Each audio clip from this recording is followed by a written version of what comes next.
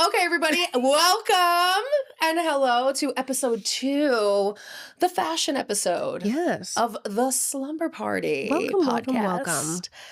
Oh gosh, I'm excited for this episode. As you can see, look at us dressed up. I'm in Kat's outfit. This is all Kat's clothing. This is a sports top, but I feel cute, and that just goes to show. You should feel cute. You look very cute. That just goes to show that you can make anything stylish if you give it a chance. You know what I mean? Okay. How we doing, Kat? I'm okay. I'm ready to dive in. I'm excited. Right? Yeah. This episode is going to be for those of you who are struggling to find your style. You need pointers, you need advice. We're two people where I feel like what we've always connected on is we love to express ourselves through fashion, through styling, through good finds, through clothing. So this is the episode for you if you're interested in that. Yeah. We're going to go over why you look drained all the time because of the colors that might not be fitting. And why some outfits might not, you feel like they don't hit on you, but they hit on others. We're going to give you some advice. Yes. Sweet. Yeah. So let's kick it off. Light as a feather, stiff as a board, fashion edition. Yes. What is your light as a feather when it comes to fashion? So my light as a feather when it comes to fashion is some girls are just absolute experts at layering. Yes. A good layering. Yes. And then the colors they'll choose that are like, you know, like they know art. They know chemistry. They are like, it's so impressive to me because it's just sometimes like there's a girl named Eve Lilly. Love her down. She is the queen of layering. And it's just different textures, colors, patterns that I would have never thought to put together that she puts together. And I'm like, damn, bitch. Like, I love seeing women and men really just taking risks. It's, and then just making it iconic. Layering is such an art form. And when it's done so well, it looks like it took time, like an art form. I have to show you the girl. Honestly, that goes into my light as a feather too, because my light as a feather was going to be interchanging and mixing textures. See? Because that can make a boring outfit so elevated. You can wear an all blue outfit, an all black outfit, and if you're mixing silk with wool, with anything, like it just gives something. Like you can do it in an entire monochrome outfit. I live for a monochrome moment. Same. I do, head to toe. When I had my blue hair, I was like blue, blue, blue, blue, blue, all the way down to the boots, and like mixing different textures, leather, like It's interesting. Yeah. And it's exciting, which is what fashion really should be about. Yes, we need like switch it up, take risks. Yeah. Good Lord. Stiff as a board. I think my stiff as a board is going to be very controversial. And I'm very, very sorry. I want everybody to know I am a very loud feminist. I am women empowerment. You have every choice to disagree with me, to tell me that I'm crazy, that I'm wrong. I love the idea of free the nipple. I'm all for it. Okay. But your nipples don't have to be an accessory with every outfit. Okay. Because I do sometimes there's a lot of nipple happening and I'm like, we are pointing and you're pointing me in a direction, sometimes two different ones. And that's great. And I'm happy for it. Like and honestly, I might even be jealous. Sometimes my titties are a little too big to go free the nipple. Okay. You know, because it's very cute on a small frame. A lot of girls pay for that, honey. Oh, I know. Okay. Oh, I know. Right. Okay. But sometimes I'm like, they don't always need to be an added accessory. I do like a nipple accessory. I do like that. And you know what? A chaperone. I loved what she did at the Grammys. She had fake nipples on, and it looked like her dress was attached to her nipples. This was hanging. I said, that's really iconic. And people were flipping their lid about it. They're like, Every it was a lot, but listen, if people aren't upset about your dress, right, you're not doing it well. You know, a lot of you hate J-Lo, but you know why Google image exists? Because of J-Lo's Versace dress. 2002? I have no idea when it was. I love the nipple. I'm all about free the nipple. But I think we don't need to free it every day. Yeah. You know, because I feel like it takes away from the premise of free the nipple when we're, I mean, you could be braless and flawless whenever and however you want. But if you want to make a statement, you know, doesn't always have to be the accessory. But bras are also uncomfortable. So To each its own. The older I get, the less I care about a bra. Oh my God. I'm like, oh, my back's killing me. Get the bra off me immediately. Not even that, but a lot of the times when you're wearing a bra, it makes you look heavier. Like, yes. I'll put on a bra and I'm like, I don't look like myself. Like, it makes me look huge. Something about the padding or how thick it is or how they, sometimes I like a little natural hang, Let me tell you something right now. I've got on a minimizer. Right. I've got on a minimizer. Honey, you know how many kids I could feed with this? Right now, please. But a lot of the time, it's like, it just kind of, a lot of my bras, I like the seamless bras too. They're comfortable. Yeah. They just feel like little, what do they call them? Banana hammocks? Over the shoulder boulder holders? Is that what they call them? Okay. Is that like an old term thing? I think so. Oh, okay. I like a good lace. A good lace makes my titties sexy. Feel free. You know what I mean? Very sexy. I like that. I like that. What is your stiff as a board? That's a good question. Stiff as a board is when people misconstrue, like, not putting in a lot of effort, bare minimum, minimalist as being chic. Right. It's like, well, you didn't try. Right. So is it chic or is it boring? Right. I feel like a lot of the times people are like, oh, they think it's effortless, but it's like, no, you look like a mess, babe. You can be effortless and also rub a comb through your hair. Oh. A lot of men do that. A lot of men are like, it's effortless, it's chic. That's why I love when they have men going down the runway, I like when the men look tailored, they look put together. I don't like them looking like, Michigan. Like, I don't like them looking a mess. I knew you were Jewish. Is that Jewish? Deep down, yeah. Oh, okay. It's look at that. Look at that. See, New Yorkers like crazy. Yeah, I don't like them looking. It's which is why touch back to last episode, which is why JFK is such a big trend right now. And I say, boys, if you want to look like JFK Jr., by all means, take the trend. It's better than whatever you got going on right now. Divorced dad. I don't know.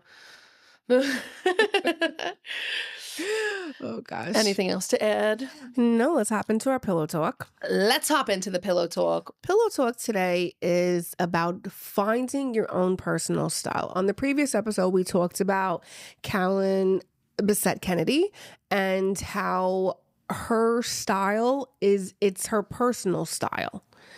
And that's really what I think a lot of you like about it, is that it's her personal style. Mm-hmm.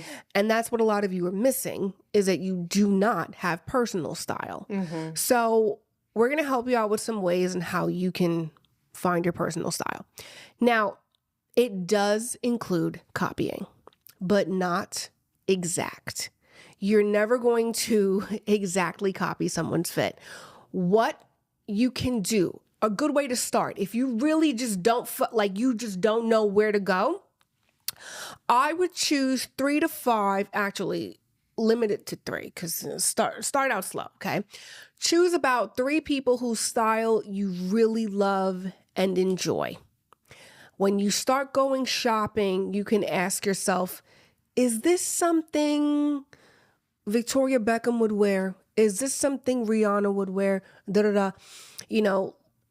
Let's say those are your 2 style people and you say no for both. Neither of them would wear it. Okay, don't buy it, right? Mm-hmm. This is a good way to start your style by figuring out the styles you like. Right. Once we figure out the styles we like and we start putting on those clothes, then we start seeing what styles look good on us, what colors look good on us. This is how we develop style. Yes. I also want to say, if you ever don't know what you like, it's kind of a deep concept, but that a lot of us forget what we like and what our preferences are when we're so busy worrying about everyone else around us, when you're in survival mode, when you have kids, when you feel like you're focused on this or that and the third. This is an exercise for you to reconvene with who you are, to figure out, what do I like? Yes. What styles do I like? That's a great point. You should pick your style icons, Rihanna, Victoria Beckham, whoever the case may be, pick them. And then once you kind of pick that, think of who you are in your dream world. Ooh, love this. In your fantasy world, at your highest level, if you could... What does she wear? What does she wear? What does she look like on any given day? How does she look? How does she walk through a room? It doesn't matter if you're that person. You're envisioning yourself as this person, as this... Maybe you're somebody who isn't where you want to be at life, but you envision yourself as this media mogul. She walks into a room, she's clacking her heels, she's got this leather jacket on. Maybe she wears all black. Maybe she wears all patterns. Like... And then just go out and find one piece that fits that. And then just start to build your own closet, your own preferences. Envision yourself at your favorite, best, highest form, and then move from there. And you know, I love what you said, because that's actually how I shop for outfits. I buy pieces. I don't buy outfits. Right. I don't say, oh, I'm going to buy this shirt with this skirt. No. I buy pieces. And when you're buying pieces, you're buying a piece that you think can fit with like maybe 5 or 6 other pieces that already exist in your closet. And I just want to go back to when I was talking about copying and pulling from the people that you already admire. I know some people are very like, oh, that's stealing style or jacking style or whatever it might be. We learn how to be from copying. Right. Everything we do. When you are speaking, you're speaking because you're hearing your mom and dad speak, you're hearing the TV, you're hearing your friends, you're hearing the teachers, and you're mimicking them. That's why a lot of New Yorkers have the same accent, because we're copying each other. That's why a lot of Southerners and British, like they all have the same type of accent because they're mimicking each other. They're copying each other. Right. And then eventually, as you start to grow, it becomes your own voice. And that's the same thing with fashion. You are learning from these people. You're taking inspiration from these people. Eventually, it all becomes your own style. Right. I don't really have anyone I think about anymore when I go shopping, but I used to, like, I love Oretta. God, if you don't know who that queen is, you need to look her up. She's just a fucking fashion icon, just perfection. I love her. I could never wear anything that she wears. But, just because I just couldn't pull it off. Right. But she can. But what I love is how bold it is. Right. So when I'm looking for a bold piece, I'll always think like, is this something she would buy or da-da-da. So I had my moment of buying a lot of like bold pieces that I don't really have anymore just because it doesn't fit me anymore. But it was when I was on my journey of finding my own style. Yes. On top of the fact that I'm a big Ralph Lauren girl. If you can't tell, I love Ralph. I love the clothes. I love the style of the clothes. Which, by the way, a lot of you, when you're talking about old money outfits, you're just talking about Ralph Lauren. Right. Exactly. It's just the Ralph Lauren style. So I'll take references from those as well. Loved Rihanna, loved her. So like when I was first coming up with my own style, this is what I would do. I'd walk into stores and be like, okay, is this something that I would see on a Ralph Lauren mannequin? Is this something that Rihanna would wear to the movie theater? Is this da-da-da-da? But you know, also, I think like you said something so important, which is that when you see Oretta, what you like about what Oretta wears is it's bold. So you went out and found something that made you feel bold. Yes. So it's all innovating and implying. You're implying something that feels a certain way. Yeah. And a lot of the times people will go out and they're like, well, I need to get this exact style of shirt. I need to get this exact thing that the model wears. I need to get this exact piece. And if I don't find this piece, then it's not going to work. But when you're innovating your own style, because you're taking from 4, 5, 6 different places mentally, you're innovating to get that feeling that you feel when you see that person. And it's about how your outfit feels, which a lot of the time, a lot of you'll look at somebody who's wearing something and you put it on yourself and you're like, but it doesn't look like how it looks on them. And it's because it doesn't feel that way because maybe it's not you. Maybe you want you want to implement that feeling, but maybe that's not the style of shirt that works on your body. And also, even if you do wear that whole outfit and you convince yourself, let's say, oh, no, I'm gonna fake it till I make it, which, listen, you can, by all means, more power to you. But sometimes you can do a parallel outfit that just might be a different style of shirt, maybe in the same color, same texture, same type of jeans, maybe just a different crop, a different style that fits your body better. Like, find things that work for you, your shape, your body, and then innovate in that way. Don't be afraid to experiment. I also say, like, as a curvier girl, I feel like a lot of people can kind of relate to this.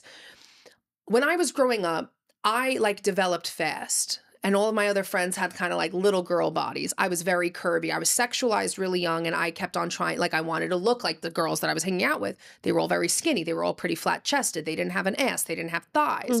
And so I'm wearing the low cut Hollister Abercrombie jeans that I couldn't afford, but I was like, oh, Mom, I need these. And she's like, I'm not buying these. You're going to Old Navy. I'm like, I don't want to go to Old Navy, Mom. She's like, fine. But basically, like, you think, oh, well, it doesn't look how it looks on them, so the problem is me. No, the problem's not you. The problem was I was trying to wear low-cut jeans with a 2-inch space from the vajayjay to the top of the jean, and I'm a girl with hips. So whether I'm skinny or not, it's going to cut into my hips and make me look like I have like love handles. So I'm thinking, oh my God, I'm so fat. I was 115 pounds. Like, you know what I mean? Oh my God, I'm huge. No, you just got to find what works for you. But you know what I found? You know what works for me? Mid-height jeans, high-waisted jeans. My ass looks fantastic. My ass looks out of this world. Certain shirts, they just look amazing on me. And you never know who's looking at you and saying, oh, I love this person's style. This person's style. Why doesn't it work that way on me?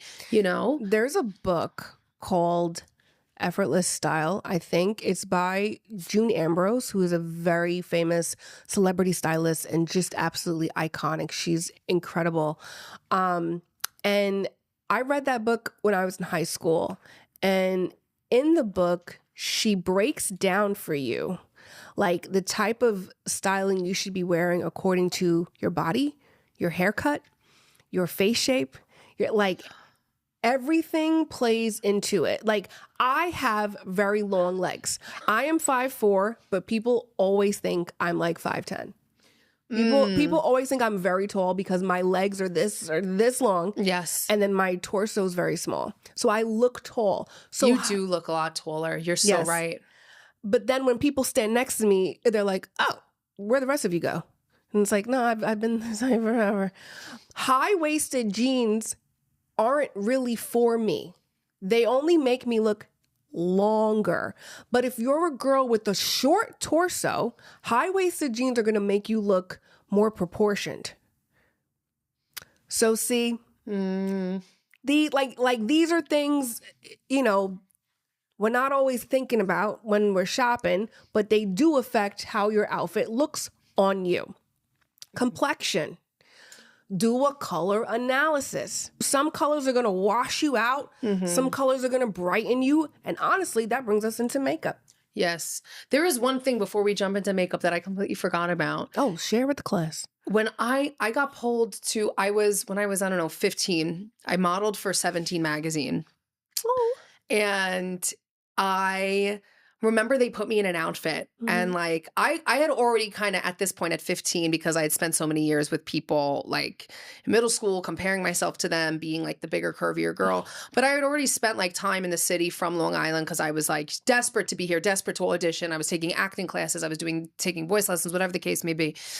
And I had already like, oh no, like I'm beautiful to people here in the city. But it was like grown men hitting on a 15-year-old girl. So you know what I mean? But I didn't know.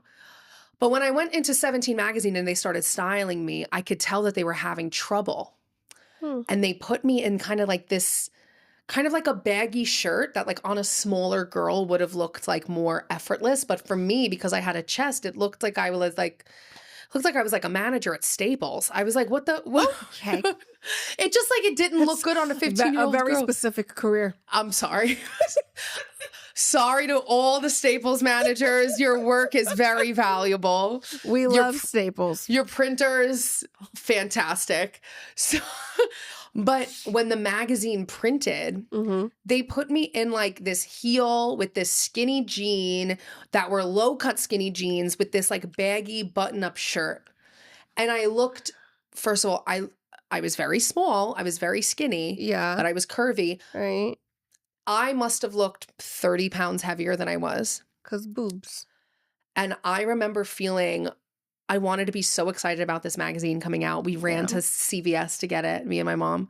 And I opened it up and I was like, I'm going to feel proud of myself, but whoa. Like I was so disappointed. And it was because they didn't know how to style this body. And my age in the magazine, they made made my age 20. 20?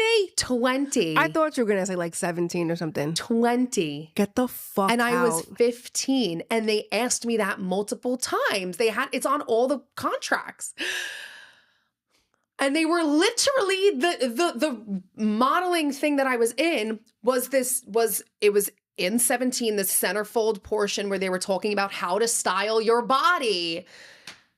And they styled me wrong and then said I was 20 years old. Oh my God. Crazy. I got to tell you, having tits at a young age, I remember I was excited because I wanted to be a Victoria's Secret model. So I went to a go-see when I was 15 for Victoria's Secret.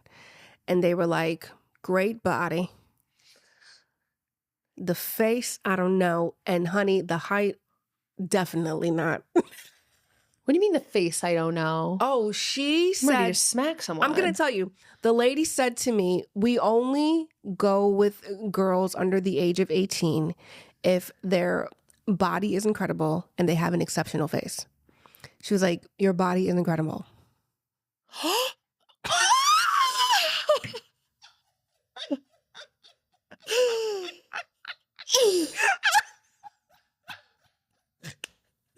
I was like, okay, I'm ugly. Oh my God. She just like Ursula snatched my soul out of me. That's crazy. But she was so like matter of fact and like corporate about it. There was no like, I was like, okay. And then she said to me, and then I'll never forget, there was someone else there and she was like, babe, you're 15, you're 5'4", like you think you're gonna be 5'10" tomorrow? Like, what are we doing? No. Damn. I was like, just in case you guys want short girls, I got boobs. They were like, Damn. Wow, that's crazy. Yeah. And by the way, I've had the same face this entire time, so it's not like anything's changed. Oh, you're beautiful. Thanks. That's wild. Oh my God. Same. But from styling our shapes into styling with colors. Yes. Because some of you are really pretty. Yeah. But you don't know how to bring out your features using color. And a lot of you, I will say, I understand that a lot of people revert to like, oh, I'm just going to wear black all the time because it's chic. But a lot of people wear black all the time because they don't know what looks good on them and what colors do or do not clash with either their face or their hair or whatever the case may be. There's so many ways to bring out your features with your makeup. You know, I used to wear a lot of black and because I was hiding. Yeah. And it didn't work. I used to wear black because I remember this person's mom said, you think you're all that? She was like, and all your friends think that you think that too. A mom said that? Yes. And anytime somebody says you think you're all that, you should ask like, oh, is that a thought you have as well? Mm-hmm. So I was like, I think I should wear black so I don't look like I'm trying to stand out. And so I wore black for years. Oh my God. Until like 2022. That's crazy to me. That is so crazy to me. You did wear a lot of black. But if you look at like any photo I have prior to that, not every picture, but like 85 to 90% of the time I would be in all black. Wow. Now, if I wear all black, it's because I think you are bad energy and I'm trying to protect myself. Oh, true. That's the only time now. But yeah, I didn't want to wear color because I thought people would think I thought I was all that. You know what's so crazy is the perception of how you dress. This is why you should always use your fashion as being intentional. Yeah. Being intentional of your expression, because the amount of times that when you maybe are feeling unsure, or maybe if you are dressing the way you want, but you feel like people's opinions can still sway you, don't allow people to take you off of your expression of yourself, because the more like aligned you feel with who you truly are and you use your style to express that, the less movable you are. My ex-best friend would make me feel this is also on the terms of copying. If you have somebody in your life that is trying to dictate how you should dress, do your makeup, do your hair, because you're somehow copying them, they don't own any style, any dress, any of that. I had a friend who, we were in the same industry. We went to the same places. So we had similar style. And she was like, well, I just feel like you're always copying me. And I'm like, bitch, you're wearing my fucking clothes. Like, but. Excuse me. I just burped because I was grossed out by this comment. But and then I started changing, like how you said you changed the way you dressed. I started changing the way that I dress, because I was like, I have to be nothing like her. Yeah. I have to completely re-innovate. And what happened? Oh, can I borrow those boots? Oh, can I borrow that outfit? Oh, I like that. Oh, did you do this? Oh, did you do it? I bet the fuck you do. Even I'll never forget, on my 21st birthday, we had talked so much about how like the Kardashians at the time were like whatever. She was like, oh yeah, you're definitely like giving like what you want. Like you want to give Kim Kardashian. So I was like, thank you. She's very pretty. Next. I was like, oh, I didn't think. She's like, well, that's like what it looks like you're giving. So, it looks good though, whatever. I was like, oh. Yeah. I fucking hate a goddamn backhanded fucking compliment. Oof. But it's okay. Because on the topic of colors, that girl did not know how to dress with her colors. I know how to dress on my colors. A lot of people don't. And as a woman of color, you can't talk about this. I'm out. I think because for many decades, centuries, all women of color, makeup has not been our friend.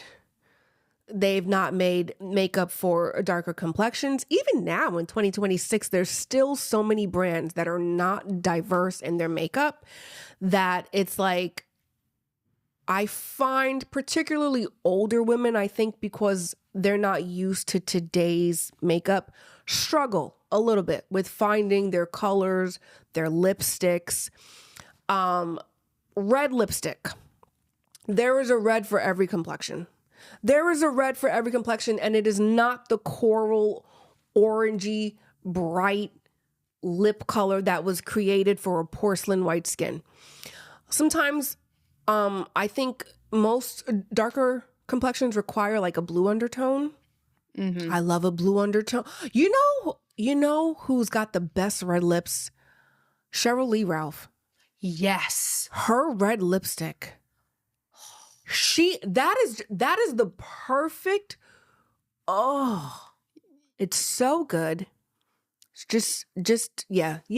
But yeah, I think, wearing the proper makeup, we are in an age where there are brands that do make makeup for your complexion, and finding clothes that also fits your complexion. And also for girls who are like my complexion, listen, I understand. Not every beige girl has the same undertone. Finding the right colors for your complexion, we luckily live in a day and age where that is possible.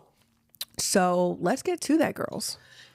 Yeah, even with my mom, she always has, and she's at anywhere with where my mom is, you'll always see her with lipstick right in her strap. I love that. You'll always see her with lipstick. She's like, hold on, my lip. I need to put on my lipstick. That is the cutest thing ever. That's like the thing. That's my mom's thing. Like, it's so cute.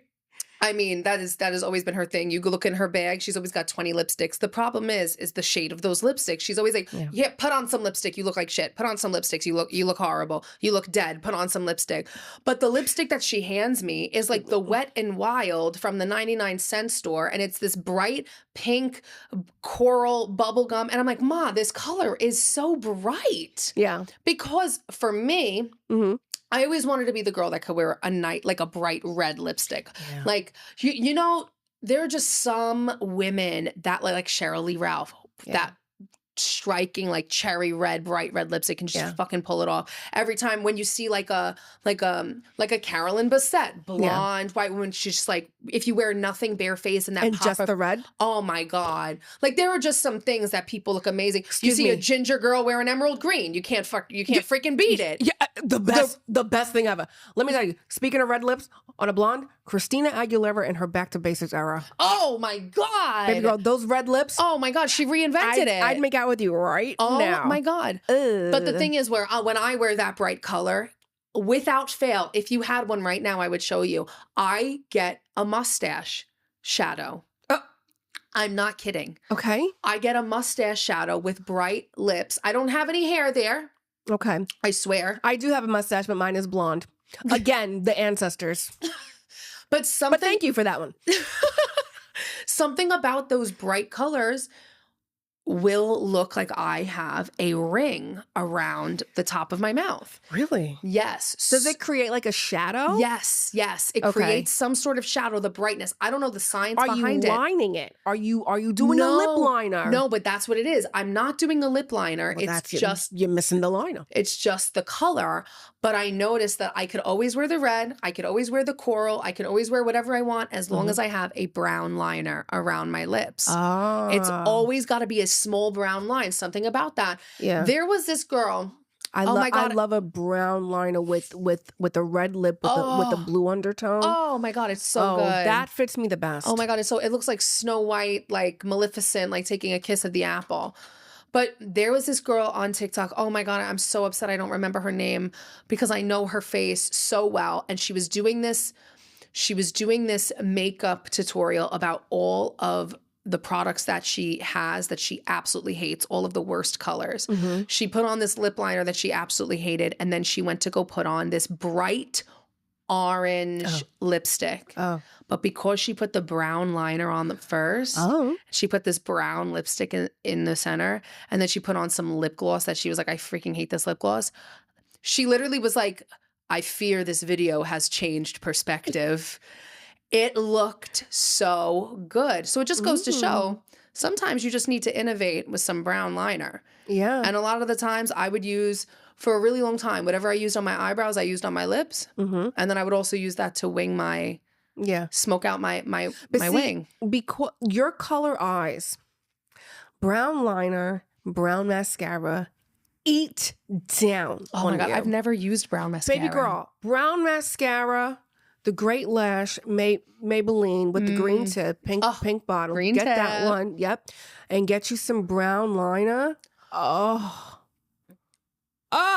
Please. You know what? This is why blue looks so good on you. It's the brown shade with the You know what I've come to the conclusion to is that like when you start experimenting with colors, your favorite colors start to change too. Because for the longest time, I never thought that I could wear like orange. Yeah. Orange is like my favorite color to wear now. My favorite color is coral, just in general, but that used to not be my favorite color. It was purple. Really? I loved purple. But coral looks so good on you. Because I am coral. Oh, well, true. I remember one time. I'm naturally orange. This was last year maybe, or the year before that. I was at your house. You and Caleb were going to an event and you guys were like, oh yeah, we'll drop you off at the train because we're going that way. And you got dressed in this coral dress. And I was like, oh my God, this on her skin tone looks insane. What was I wearing? You were wearing a short mini coral dress. Maybe it was more pink, but it definitely looked like from far away. I'd be like, oh, that is giving corally. Oh, were we going to like a Grammy event?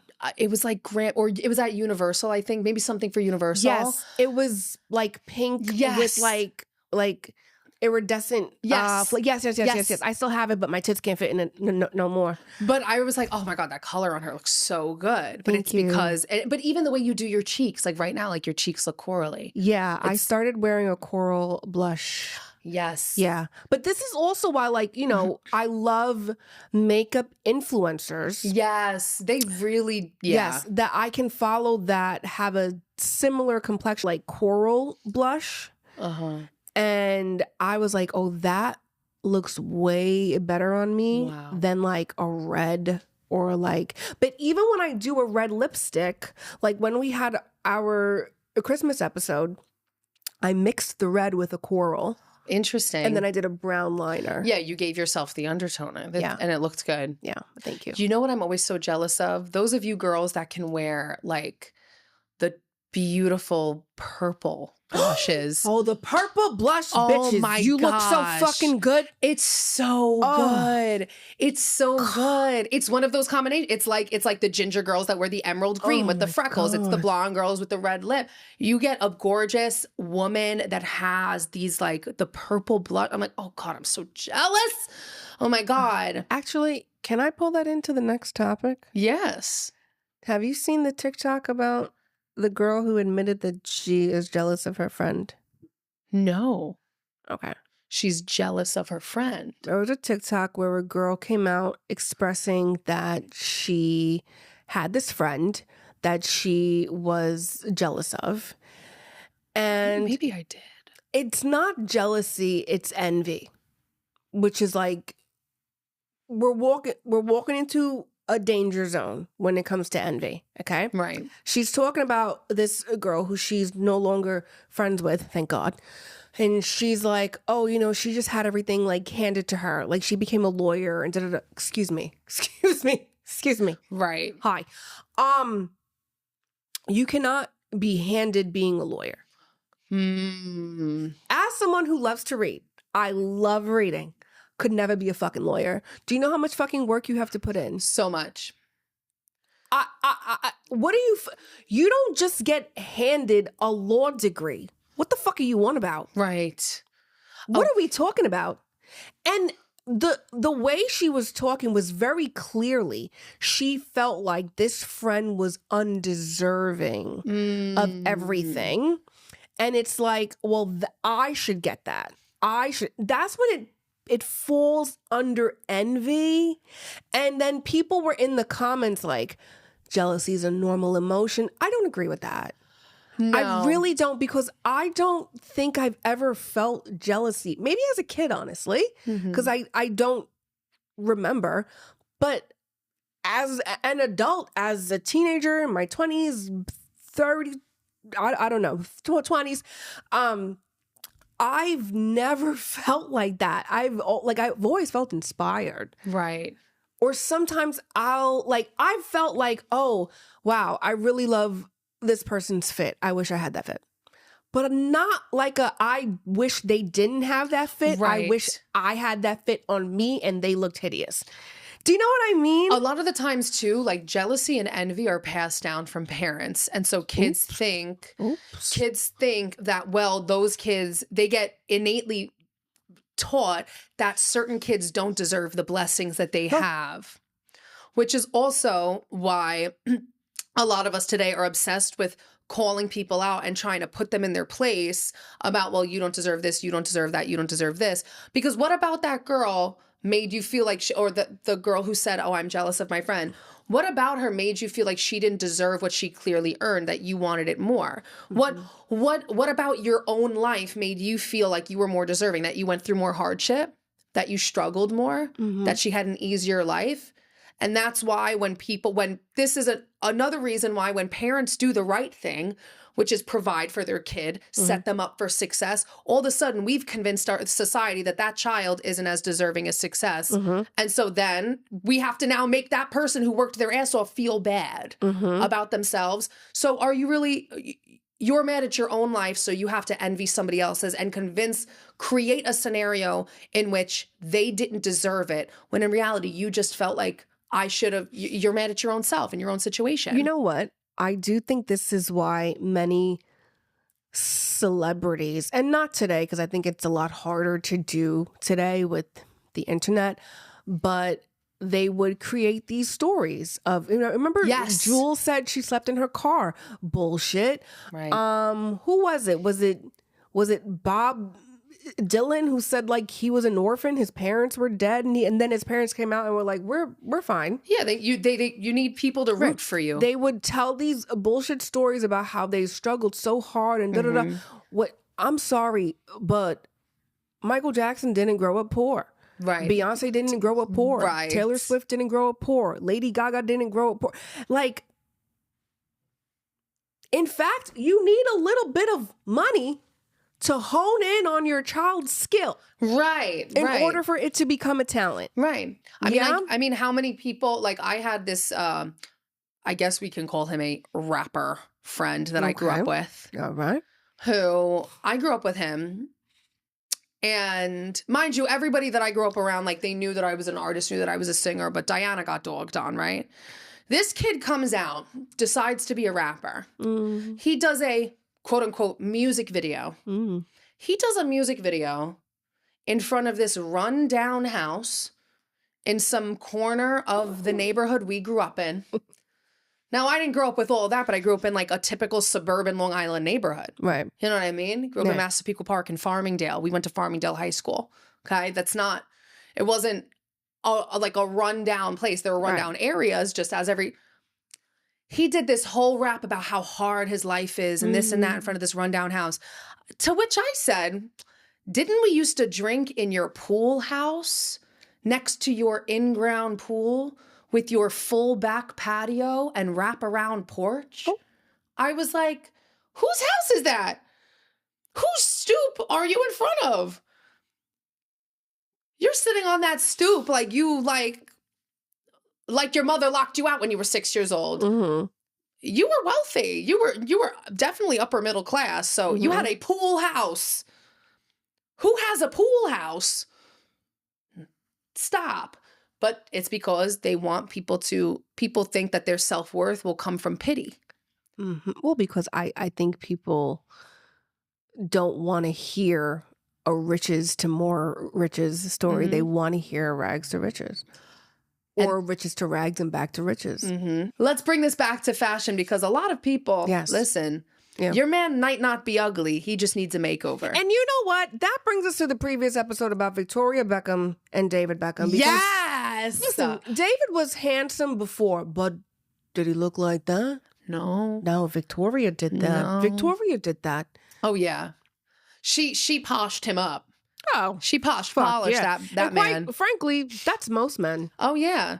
You ever see that part in The Wizard of Oz where they take him to Emerald City and they go brush, brush, brush, broom, broom, broom? That's how I imagine dating a man for the first time is again. Because when I first started dating Dana, I was like, he's very good looking. I was like, but this is a good starter canvas. This is a good starter canvas. But we're going to make it better. But honestly, I think if you are already dating, dressing yourself to your biggest style, okay? You can also inspire your partner to want to amp up their style too. Dano is always changing his style. It's one of my favorite things about him. He's always like, I think I want to dress more preppy. I think I want to dress more this. I think I want to do this with my street style. Like he's got his own sense of style and I love that about him. Because there's nothing better than, I always say, you can have a gorgeous man, but if he doesn't know how to wear his jeans, I'm turned off. That's my ick. I don't want to see your butt crack looking like Mike Wazowski. I don't want to see it away. No, I don't want you to turn around and think that it looks like the ass cheeks of a Mucinex germ. You know, I have never dated a man who wore his jeans low, thank God. Oh no. But never, ever, but ever. Even when they date, even when guys, I notice this, really good looking men will wear pants that are just a smidge too small. Just like a little too small. The hem is a little high. That's my pet peeve. Oh my God. I don't like when men wear pants that are too short. It doesn't look good around your shins or your ass. Yeah. And it's like it's tucked up your cheeks. No way. I don't want to see a man's ass. No. I don't want to see the outline of an ass. No. That's a girl thing. That's a girl outfit. Yeah. You see women's asses. I don't want to see a men's ass. No. I want to see the illusion of an ass. Okay. Yeah. No, I don't want to see the shape because it's always disappointing.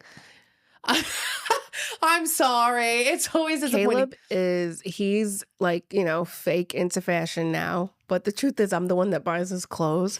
So, we'll go out and people will be like, oh, okay, this fit. And he'll be like, it was cat. It's always cat. It's literally always cat. But, the other thing is, he's from Boston. Not exactly the fashion capital of the world. And that's the story. and that's the story. He's from Boston. All I'm saying is New York is the fashion capital. Right? Yes. You got a girl from New York, she's gonna have some type of style. Some type of style. Right. It might not be the style you're into, but she's gonna have style. Right. Even the men in New York too, though. Honey. In any borough, you see guys like just in Brooklyn and Queens and the Bronx and Harlem, like the way they dress, like they care about how they dress. They really do. And like think about a lot of the big male fashion designers to come out of the United States. Oh yeah. They come from New York. Ralph Lauren, Calvin Klein, Tommy Hilfiger. Even a lot of like, they're straight. Well, not Calvin, but once upon a time he thought he was. But even like a lot of like the huge rappers of the 90s, when they were wearing the big leather jackets, like the Pele Pele jackets, and it had this style to it that nobody could replicate. You weren't going to find it anywhere else. And then once like the West Coast kind of started, there's a certain fashion that starts in New York. Because like women always think they're fashionable, right?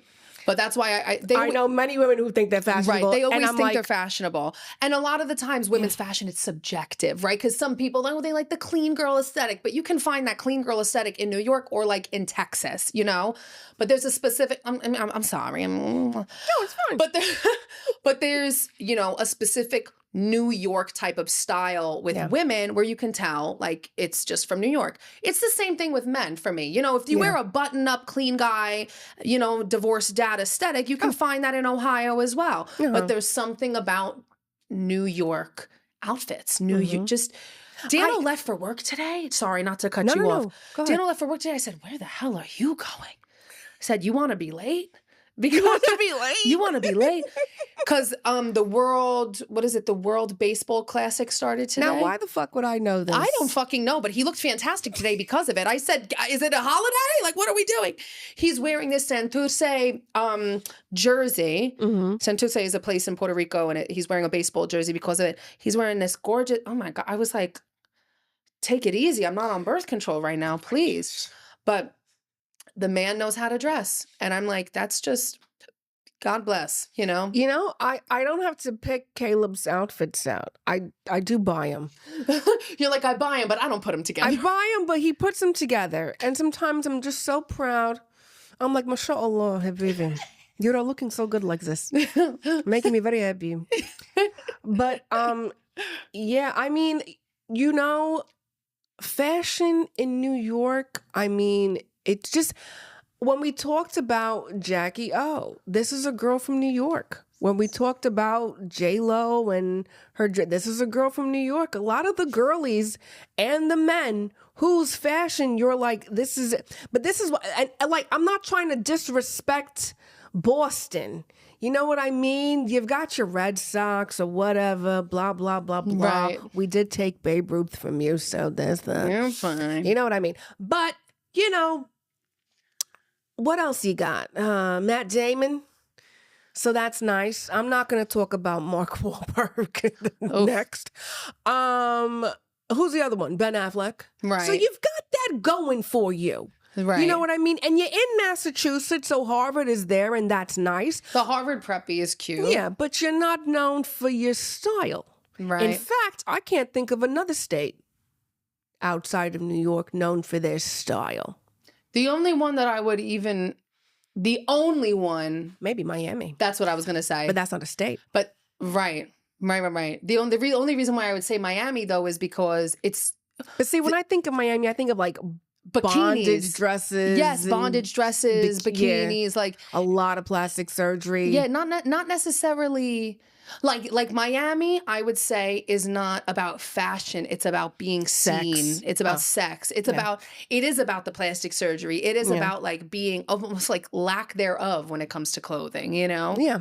Like the less the better over there. Yeah, how sexy can you look like in the least amount of clothing, you know, possible. Love that for you girls. I do. Listen, I love Miami. I don't give a shit what anybody says. Miami's I love that a sore town. spot for me. But the only reason why I like Miami is because for me, I feel like it gives New York a small New York with palm trees. That's why, for me. But without like the largeness of it. Because New York has like a bunch of different diasporas that I just feel like don't touch Miami. But I think in terms of, like surface level New York with palm trees. The only place I've ever felt like I could compare to New York or places I felt like is Paris. Mm-hmm. Maybe London, but more so Paris.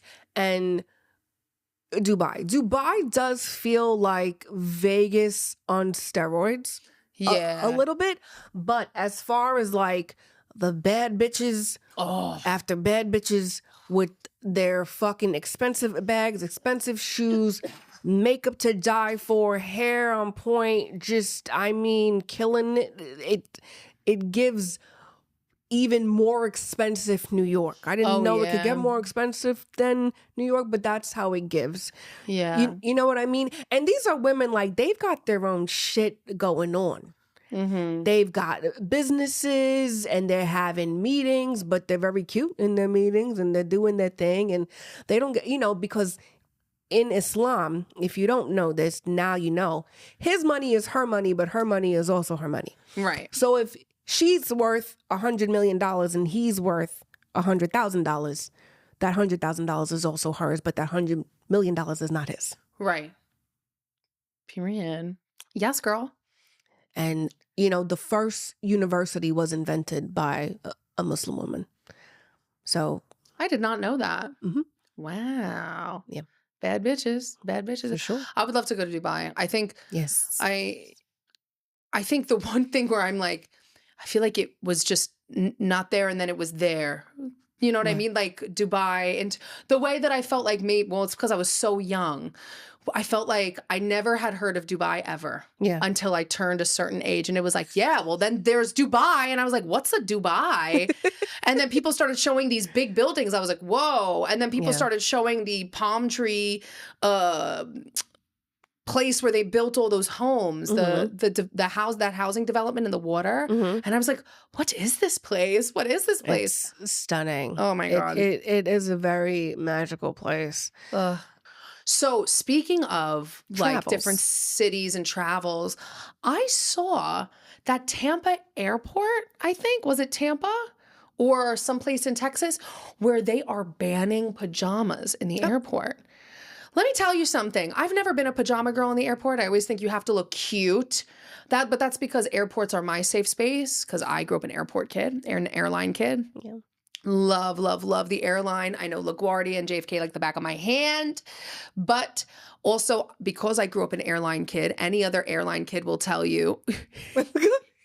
Hair in my mouth. I'm like struggling. I think I got it. Okay, go ahead. Any other airline kid will tell you that everyone thinks like, oh, you get free flights. No, you go on standby. Mm-hmm. Standby is if there's room on the plane, then you can go on. And sometimes you get all ready, you get to the airport, you reserved your standby ticket. But if somebody books those seats last minute, then you have to wait for the next thing. Mm-hmm. Then you have to wait for the next flight, or you have to get a hotel, or whatever the case may be.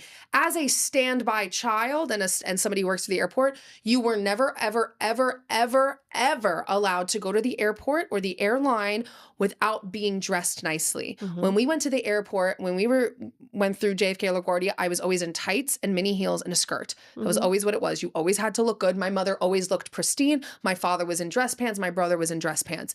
It was just how you dressed. I think also because then they want the people representing their company to like look a type of way. But so the idea of going to the airport in pajamas was very foreign to me.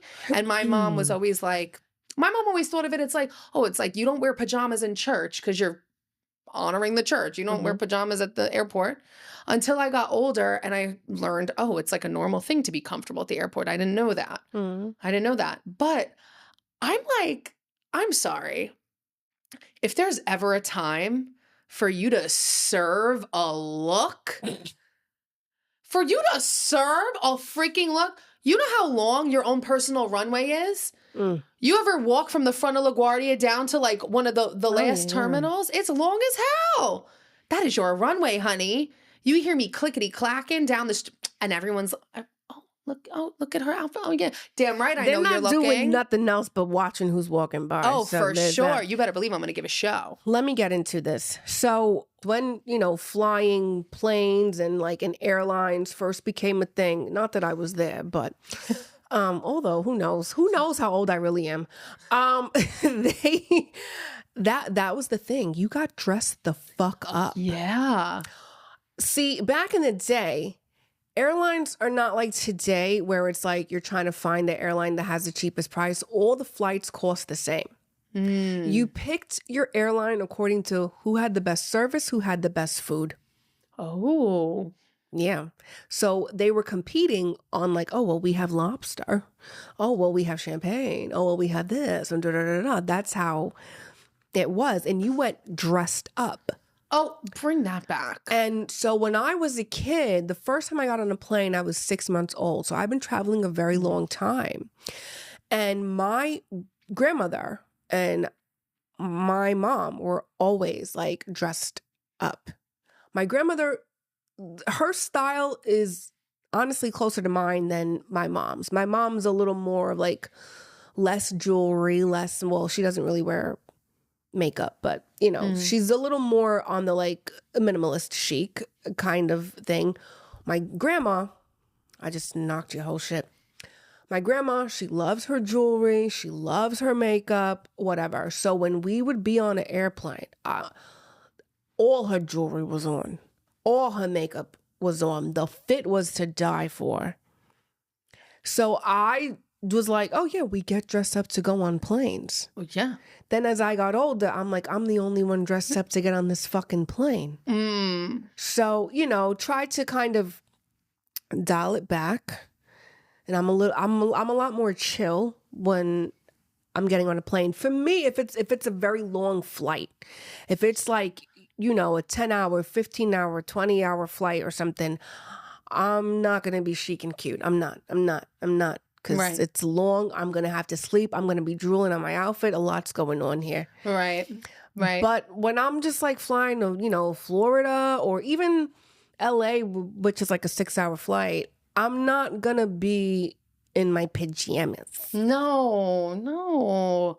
Also, I don't like wearing pajamas in public. You're never going to see me do it. You know what it is? I feel like I get like sweaty in them or something. I can be comfy cozy, but I'm not going to be in my nightgown. I feel like weird. Very. I also feel like I smell when I'm in my pajamas in public. When I was in college, there were so many people who would wear their pajamas to class. I never understood this. And I'd be like, so you didn't bathe, you didn't brush your teeth. Right. You just don't come near me, you probably fucking smell. I never understood this because this was a trend for people when I was in high school. And I think I tried to do it once and my mom was like, what the my mom? Oh, my mom would have fucking shimmered me. She was ready. She was like, go change. I was like, no, like pajamas are okay. She goes, I don't care what the other kids do. She goes, and she said that. She goes, you know what that looks like? It looks like you didn't brush your hair. It looks like you didn't brush your teeth. Yeah. So you want to play a trick on people and make them think that you're disgusting, but no, you're actually not disgusting. Yeah. Put on a pair of jeans. She goes, and also, like when you change your outfit from your pajamas to your regular day clothes, you're giving yourself like a new day. Like it's a mindset change too. It's the same reason as to like why you make your bed in the morning. Yeah, you're going to go sleep in the same bed, but like that's just those little things of it's a new day. It's a new momentum. It's a new feeling. I'm getting changed. I'm doing my hair, Yeah. This is a great one. I want to say, speaking of that, my mom, like if we were to FaceTime her right now, she's fully dressed. My mom puts on like a fit every day. Yes. And I'm like, are you going anywhere? Right. No. Right. So you put on a whole fit to go sit and watch Love Story? Yes. Yes. It's fabulous. Yes. Now, I've been to I went to several colleges. Why? I don't know. I wanted to waste my mother's money. I don't know. I was, just living life. So one of the colleges I went to was FIT. And I had this professor, and one activity she made us do was we had to come into class in sweatpants. In our most just cozy, comfortable. So people came in pajamas, people had on sweats, people were just raggedy house slippers, whatever. And then she made us come in the next time we had class fully dressed up. She was like, I want you fully dressed up. I want you to get your nails done, have your hair done, your makeup done, and da-da-da. And she was like, pay attention to the fact that you sit differently. Yes. In this outfit. She said when you guys she had pictures. So she showed us pictures, and when we were in sweatpants, we were just, like this, just kind of lounging, whatever. And everybody in their fit outfit was sitting up, shoulders back, good. Everyone all of a sudden had good posture. Right. Okay. And everyone, we probably had better handwriting that day too. Oh, yeah. You're probably more productive. It really is so crazy how your clothes will change ultimately how you're feeling about yourself, but also how you carry yourself. Oh, yeah. And all of that is tied into confidence too. It really does. It does affect it, because even now that I've been working so much from home, on the days that I don't do my makeup in the morning, it gives you that feelings like you're in your pajamas all day. Yeah. But when I wake up, I make my coffee, I take the dog out, I come home, I do my makeup, I get dressed, I make sure my hair is good. Even if I'm just working from home, it feels like a work day. It feels like I'm getting things done. It feels good. And then I take a shower at night and I go to bed. Or if I take a shower in the morning, whatever, I'm like, okay, fresh start. Okay, we're on this, we're on that, we're on this, we're on that. It does make a difference because you feel productive. You also owe it to yourself to do something good. Yeah. That's what it is. I'm owing it to myself. And you know what, girls and boys, all of you, if at any time you're feeling depressed, you're feeling sad, baby, put on a good fit. Yes. Here's what you're gonna do. If you're feeling sad this week, I know it's been rainy here in New York and stuff. You're gonna get up. You're gonna make your bed. Yep. If you are depressed, do this every day. Make your bed. Takes 2 minutes, and it makes a world of difference for your mental health. Yeah. Ooh, my ears are going crazy. Someone is talking so much shit right now. Oh, I hope you fucking choke. I hope you get lice, you cunt, whoever's talking shit. Then you're going to open up your windows, let some sun in. That sunlight, you need it. You absolutely fucking need. The person is talking about me and you. You hear it too? Yes.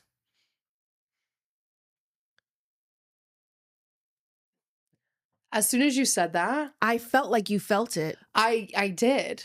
That's did. So weird. You said that and I was like, oh my God, that's crazy. And I looked over here and I was like, fuck you. Fuck you. I felt it. I was like, it's... Anyway, yeah. Open up your windows. Let the sun in. You need that. It's good for your health. Also, try to get some linen sheets, 100% linen sheets. Go on Quince. This is not an ad, but Quince, hey girl. Sponsor us. Okay. I would, it's good for, look it up. Linen good for sheets, your hair. sun, yes. And make your bed. Then you're going to put on a nice outfit. It doesn't have to be a fucking prom dress. Just put on an outfit that's going to make you feel good. Yes. And if you don't have any, because you don't have enough basics. Right. You need some house fits or some, running an errand fit. Okay? Yeah. And you know what? There's a trend going on right now where everybody's like, oh, well, the trend to this party is like, wear the outfit that you have nowhere to wear it to. You know what makes me really happy? I don't need any reason specifically to wear a fabulous outfit. Truly. If there is a unbelievable dress that I have nowhere to wear it to, What do you mean? What are you waiting for? Yeah.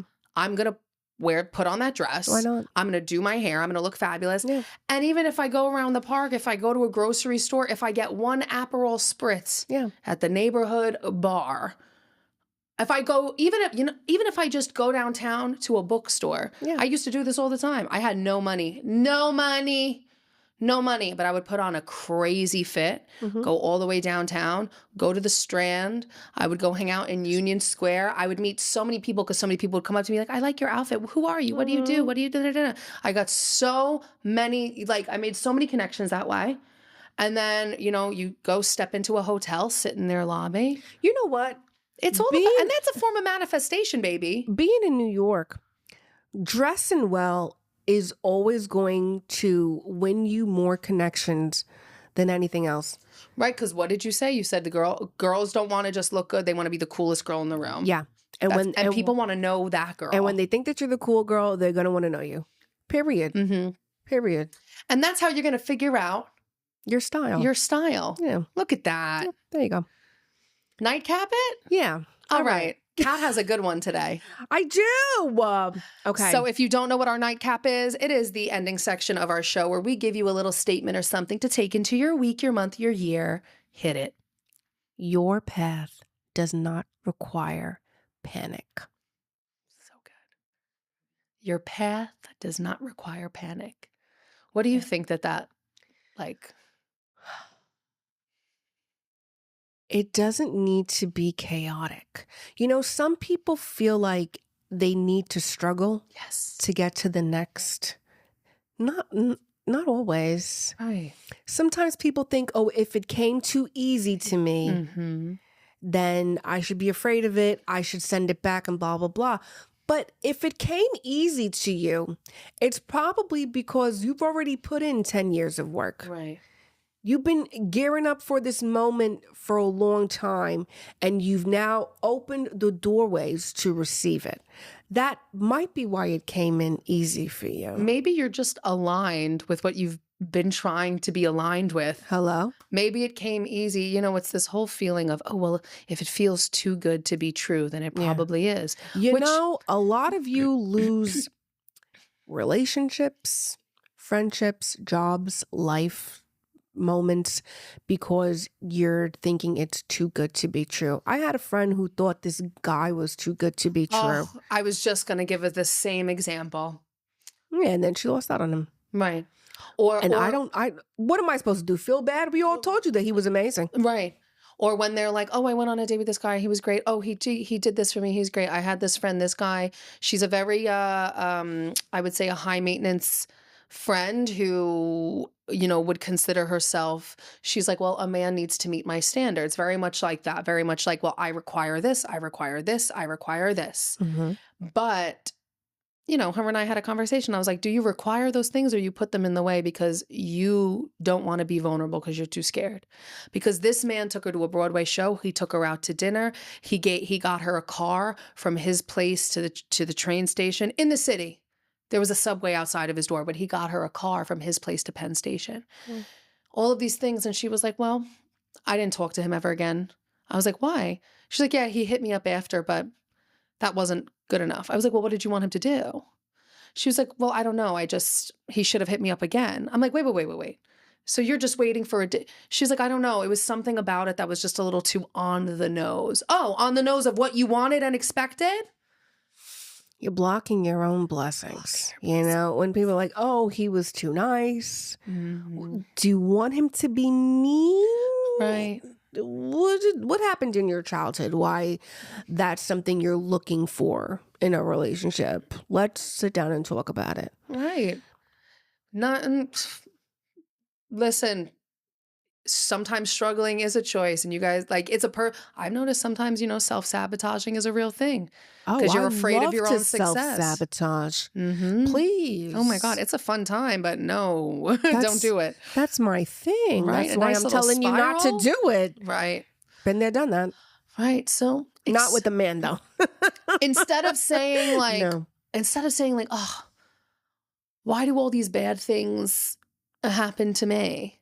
Because everyone always says, why does all these bad things happen to me? And then when something good comes along, they go, why me? Why would this good thing happen to me? You can't pick one. You want to stay stagnant, just say that. But not every path has to have panic. That's what it was? Yeah. It's a good one. Yeah, I like that one. All righty, guys. Like always, you can find extras from this episode on our Patreon. Make sure that you subscribe. If you want to submit any questions, pieces, or any secrets that we can chit-chat about for our Girl Chat segment coming up, please do. And follow, share with your friends, play us on a road trip. Yep. Love you. Love you. Have a good week. See you next week. Bye. Bye.